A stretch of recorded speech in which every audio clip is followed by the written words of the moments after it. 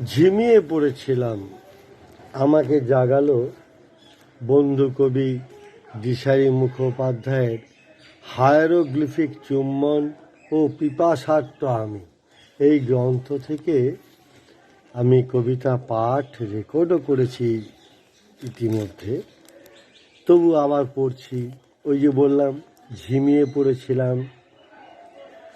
62 ও 63 নম্বর পৃষ্ঠার দুটি কবিতা। তোমার পিছনে দেখো, তোমার পিছনে সমুদ্রের অশান্ত ঢেউ, দাঁড়িয়ে আছো অবিচল মগ্নতায়।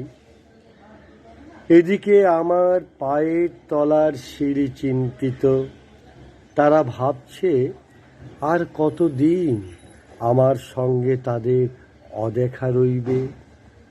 আমি সময়ের শল্য চিকিৎসার অধীনে।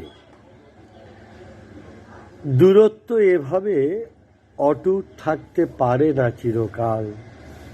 সে যত বাড়তে থাকবে, বিচ্ছিন্ন রাখার ক্ষমতা তত কমতে থাকবে। কেবল পৃথিবীর পরিধি নয়, এর অণু পরমাণু সবই বৃত্তাকার। কেবল ঝরে না, পাতাও আসে গাছে গাছে। আমার রাস্তাটি এখনো পিচের নয়, সিমেন্টের ঢালাইও নয়, তবু তার যাত্রা গন্তব্যকে পেতে চায় বাঁশির মতো। আমি তো চাই এ রাস্তা কাঁচাই থাক, আমাদের যাতায়াত যদি নাও থাকে। সবুজ ঘাসে ঢেকে থাকবে এর শরীর জুড়ে আমাদের আকাঙ্ক্ষার পদচিহ্ন। সমুদ্রের দিকে মুখোমুখি দাঁড়াও এবার। পড়ছি দিশারি মুখোপাধ্যায়ের কবিতা ব্যথা হে মনোহরা। মৃদু ব্যথা একজন এসেছে, আশ্রয় চাইছে প্রবল হবার অনুমতি। মেরুদণ্ডের দুর্বলতা সর্বজন বিদিত, জানলেই তো সকলে সাহায্য করতে এগিয়ে আসে না। তবু কিছু ঠেসমূল ভরসা ছিল, তারাই বার কতদিন। যখন সাহায্যের বেশি দরকার হয়, তখনই সাহায্য সরবরাহ বন্ধ হয়ে যায় চোখ, দাঁত, হাড় এবং মানিব্যাগে।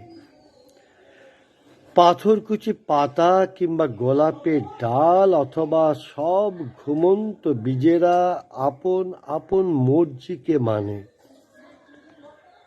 যষ্টি হতে রাজি নয়। যে ব্যথা এসেছে দরজায়, মারিচ চুরি করবেই জানি।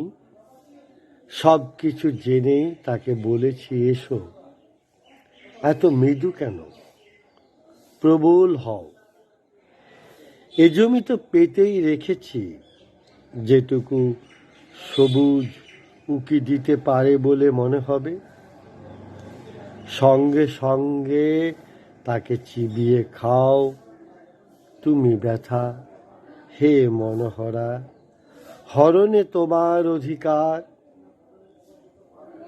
আমার কোমরে ধস দেখো।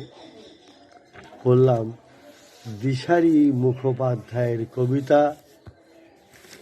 আমার তো আর কিছুই দেবার নেই, এই ভালোবাসাটুকু দিলাম।